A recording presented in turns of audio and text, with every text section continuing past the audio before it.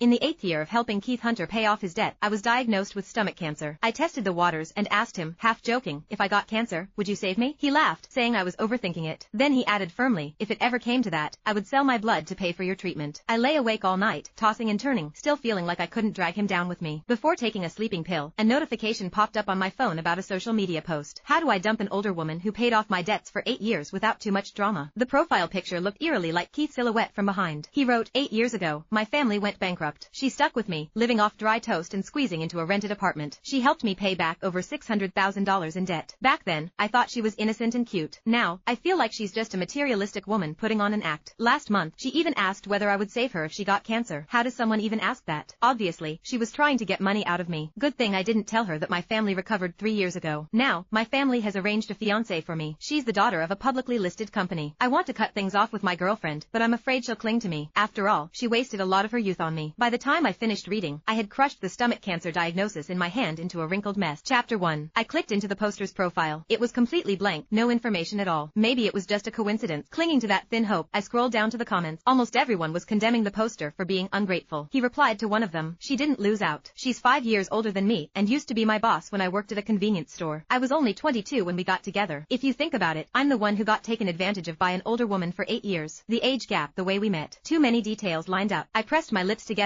staring at the screen without blinking. A netizen refused to let it go and commented, she spent all that money on you. Doesn't your conscience hurt? The reply came fast. I admit she treated me well. She paid for my education and helped me clear my debt. She even mortgaged her convenience store for me. But so what? She did those things. She has no parents. She only did it because she was betting on my paying her back someday. Honestly, I planned to marry her at first. But then she tried to bait me with cancer to get money. That's when I felt like all my sincerity was wasted. She even asked on her birthday. Wasn't that just trying to force me to soften up? If there had been even the slightest doubt before about who the poster was, it was gone now. Keith Hunter posted it. Tears splashed onto my phone, blurring the words. My stomach churned violently. I covered my mouth and ran to the bathroom. I threw up until the world spun, the sink stained a glaring red. My vision went dark in waves. I had to brace myself against the wall just to stay upright. Lately, my stomach had been aching non-stop, and I barely had an appetite. I had thought I was pregnant. I never imagined it was stomach cancer. The doctor said it was only mid-stage. With aggressive treatment, there was still hope for a full recovery. But when I thought about the massive debt Keith and I had spent years paying off, I couldn't even bring myself to talk about treatment. I went home in a daze. Keith walked out of the kitchen carrying a muffin, singing happy birthday as he came toward me. Amanda, happy birthday. Every year from now on, I'll celebrate with you. He rambled on about plans for the coming year, plans to fix up our little home and propose to me. I looked at him, and before I could stop myself, I asked, if I got cancer, would you save me? He frowned. Hey, don't say stuff like that. It's bad luck. I mean hypothetically. Just tell me, would you? I pressed on, my voice trembling. He set the muffin down, took my hands, and looked at me with utter seriousness. Even if it costs everything I have, even if I have to sell my blood, I'll do it. I swear. Afraid he would notice something was wrong, I quickly lowered my head and stared at the muffin. I didn't see the cold flicker that passed through his eyes. My tears dripped onto the muffin. It was sweet, although I couldn't quite taste it. I despised my own selfishness, even as I was moved by how kind he seemed to be.